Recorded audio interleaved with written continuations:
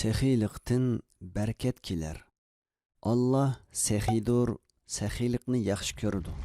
Səxiylik müminlərinin sübtidir. Ən əvzəl səxiylik özünü Allahqa ataş.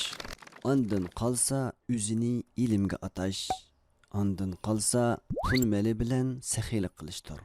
Səxiylikdən bərəkət kelidu və köngül echilib qalıdı. Allah Teala mundaq deydi.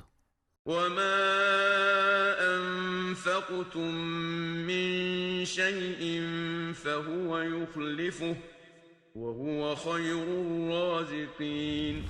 Allah'ның yolunda bergen nərsənglərinin ornini Allah toldurub berdi. O, rızıq bergüçilərinin yaxşısıdır. Kişi səxiylik qilish arqılıq izzət abroyini saqlab qalıdı. Səxiylik arqılıq kişilər arasında mehr-muhabbət payda boludu. Səxiylik cənnətə kirishning səbəblərindən biridir. Allah Teala mundaq deydi. فَأَمَّا مَنْ أَعْطَى وَاتَّقَى وَصَدَّقَ بِالْحُسْنَى فَسَنُيَسِّرُهُ لِلْيُسْرَى.